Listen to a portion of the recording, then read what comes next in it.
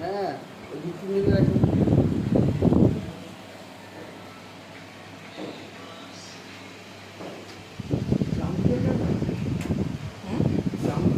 হ্যাঁ, আছে আছে নেবেন, অনেক জামরুল নেবেন।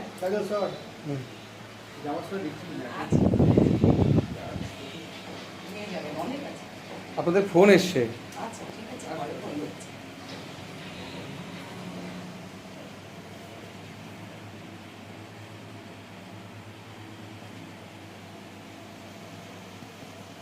একটু মাঝখানে বসুন, আপনি একটু সরে আসুন, তিনজন সমান হয়ে টাইট গায়ে গায়ে বসুন। এই এস একদম টাইট না হলে ভালো না।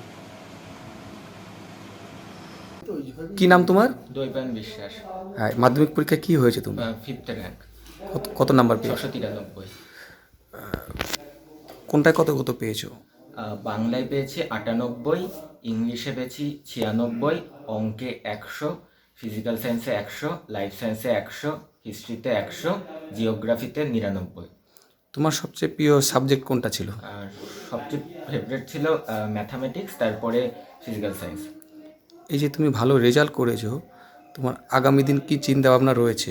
আগামী দিন ইচ্ছে আছে 12-এর পর যেই মেন্স আর অ্যাডভান্সটা ক্র্যাক করে আইআইটিতে যাওয়ার ইচ্ছা আছে, এখন দেখা যাক।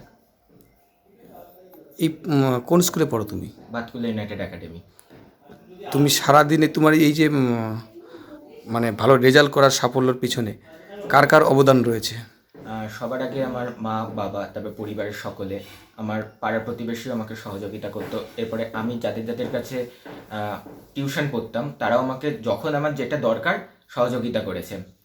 এরপরে কিন্তু যাদের সহযোগিতা ছাড়া হতোই না তারা হলো আমার বিদ্যালয়ের শিক্ষক শিক্ষিকারা। তাদের সাহায্যের জন্যই আমি আজকে বলতে পারবো এই র্যাঙ্ক করতে পেরেছি। এই আমি নিয়মিত স্কুলে যেতাম। এখনকার দিনে প্রায়শই স্টুডেন্টদের মুখে শোনা যায় যে স্কুলে গিয়ে কী হবে, কিন্তু আমি সেসব দিকে কথা কান না দিয়ে আমি নিয়মিত স্কুলে যেতাম। আমার যদি স্কুল টাইমেও কোনো পড়া থাকতো সেই পড়াতে আমি যেতাম না, বরঞ্চ আমি স্কুলে যেতাম। কারণ যে স্কুলের টিচাররা যেভাবে পরামর্শ দেয় সেই সমস্ত পরামর্শ যদি শোনা যায় তাহলে তার রেজাল্ট এমনি আপনি ভালো হয়ে যাবে। এছাড়া আমাদের টিচাররা আমাকে যখন আমার যা দরকার তখনই আমাকে সাহায্য করেছে। এমনকি আমাদের টেস্টের পরে আমরা স্যারকে গিয়ে বলেছিলাম যে স্যার ম্যামদেরকে বলেছিলাম যে কিছু কিছু সাবজেক্টে অসুবিধা হচ্ছে। সাধারণত টেস্টের পরে ক্লাস হয় না, কিন্তু আমাদের ওই যে সময় আমাদের ক্লাস না হওয়ার কথা সেই সময় মাঝে মাঝে ডেকে আমাদের ক্লাস করেছে, যে সমস্ত বিষয়ে ডাউট ছিল সেগুলো ক্লিয়ার করে দিয়েছে।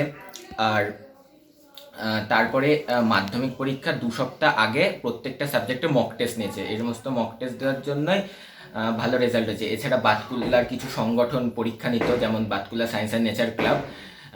তারা যেমন ডিসেম্বর মাসে 5টা সাবজেক্টের মক টেস্ট নিয়েছিল। এই মক টেস্টগুলো এমনভাবে নিয়েছিল পুরো মাধ্যমিক পরীক্ষার মতো। এইভাবেই মাধ্যমিক পরীক্ষার যে কেমনভাবে দিতে হয়, কেমনভাবে সব কটা প্রশ্ন অ্যাপ্রোচ করতে হয় প্রত্যেকটা সাবজেক্টের, সে সমস্ত সম্পর্কে বুঝতে পেরেছিলাম। এবং সেই কারণেই বলতে পারবো মাধ্যমিকে ধরতে গেলে টেনশন ছিল, কিন্তু অতটাও টেনশন নিয়ে যেতাম না। তারপরে আগের বছর 2025 সালের মাধ্যমিকে আমি আমার এক বন্ধু একজনের রাইটার হয়ে গেছিলাম, আমাদের স্কুলের একজনের রাইটার হয়ে। সেবার গিয়ে মাধ্যমিকের প্রশ্ন দেখেছিলাম, কিভাবে সব খাতায় লিখতে হয় সেগুলো বুঝেছিলাম। এইসবের জন্যই এবার মাধ্যমিক পরীক্ষাতে যেমনভাবে আশা করেছিলাম তেমনভাবে পরীক্ষা দিয়ে আসতে পেরেছি। এই যে রেজাল্ট, এটা কখনো কল্পনা করেছিলে তুমি? হ্যাঁ, আশা ছিল। পরীক্ষা দিয়ে এসে যখন সব প্রশ্নপত্রের উত্তর মিলিয়েছিলাম, দেখলাম সব ঠিকঠাকই ছিল। আমি ধরেছিলাম ভালো নাম্বারে উঠবে, আশা করেছিলাম 1 থেকে 10-এ থাকতেও পারে, কিন্তু যে পুরো 5th র্যাঙ্কে টিভিতে যে আমার নাম বলবে সেটা সত্যি আশা করিনি। যখন শুনতে পাই খুব আনন্দ হয়েছিল। আচ্ছা, এই তুমি পড়াশোনার পাশাপাশি আর কি ভালোবাসতে? পড়াশোনার পাশাপাশি গল্পের বই পড়তে আমি ভীষণ ভালোবাসি। খেলাধুলা টাইম পেলে বন্ধুদের সাথে খেলাধুলা করি। বাড়িতে বসে থাকতে একটু ভালো লাগতো না। মাঝে মাঝে বিকেলে যদি টাইম পেতাম তাহলে বিকেলে বন্ধুদের সাথে সাইকেল নিয়ে আশপাশ দিয়ে ঘুরে বেড়াতাম, যাতে মনটা ফ্রেশ থাকে।